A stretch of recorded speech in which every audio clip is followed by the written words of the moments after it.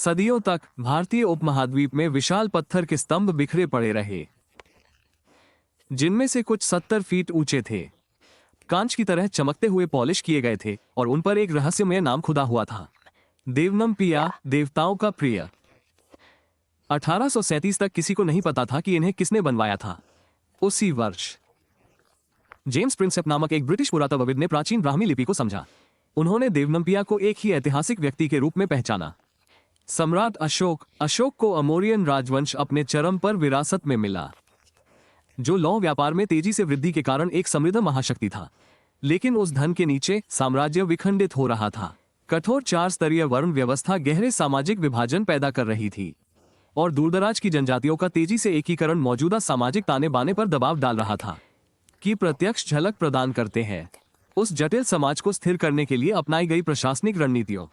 वे एक ऐसे शासक को प्रकट करते हैं जिसने बलपूर्वक शासन करने से हटकर साझा सार्वजनिक नैतिकता के माध्यम से शासन करना शुरू किया। अशोक ने शुरू में इस आंतरिक अस्थिरता को क्षेत्रीय विस्तार के माध्यम से संबोधित किया, जिसका परिणाम कलिंग के स्वतंत्र राज्य के खिलाफ एक क्रूर अभियान के रूप में सामने आया। विजय पूर्ण थी, लेकिन इसकी कीमत मानवीय संकट के रूप में चुकानी पड़ी।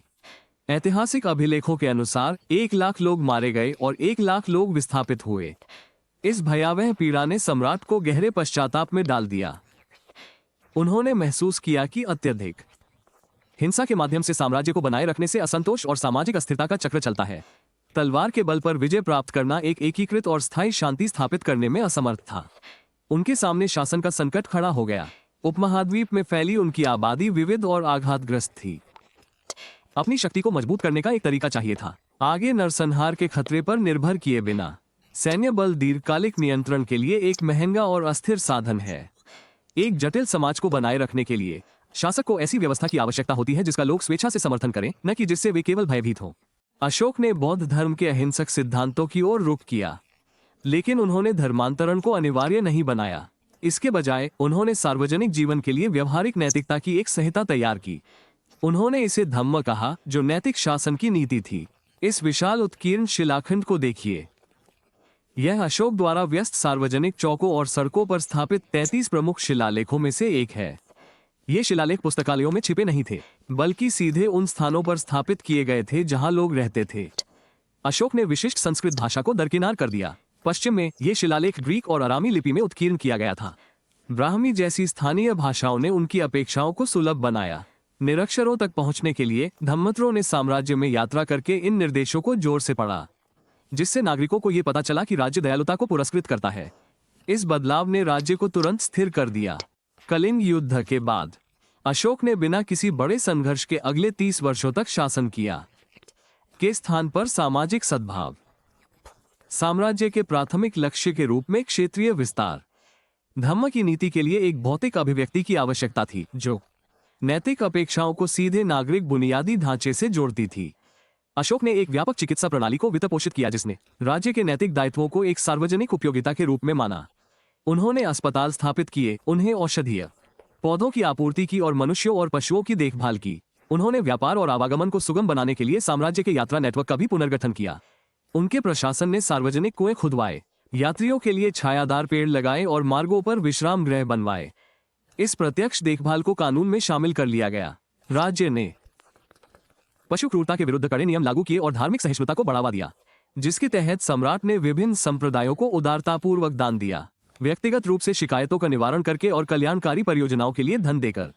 अशोक ने सम्राट की भूमिका को एक दूरस्थ विजेता से एक प्रत्यक्ष संरक्षक में बदल दिया। इससे नागरिक निष्ठा उत्पन्न हुई, जिसने दंड के खतरे की तुलना में अधिक प्रभावी ढंग से व्यवस्था बनाए रखी। इस आंतरिक स्थिरता ने साम्राज्य की सीमाओं को अधिक सुगम बना दिया। सुरक्षित सड़कों और स्थापित विश्राम गृहों के साथ भिक्षु, व्यापारी और राजनयिक बहुत कम बाधाओं के साथ उपमहाद्वीप में आवागमन कर सकते थे। अशोक ने इस सुरक्षा का लाभ उठाकर एक अभूतपूर्व राजनयिक अभियान शुरू किया। उन्होंने भूमध्य सागर, सीरिया और मिस्र में आधिकारिक दूत भेजे। उन्होंने अपने पुत्रों महेंद्र और संगामित्र को भी श्रीलंका के शासकों के साथ इन नैतिक ढांचों को साझा करने के लिए भेजा। श्रीलंका में यह अभियान इतना सफल रहा कि बौद्ध धर्म को राज्य धर्म के रूप में अपनाया गया। ओनरातोपुरा में स्थित पवित्र वृक्ष उस प्राचीन कूटनीतिक संबंध का जीवंत प्रतीक बना रहा, जो मौर्य सेना के लुप्त होने के बहुत बाद तक भी अस्तित्व में रहा।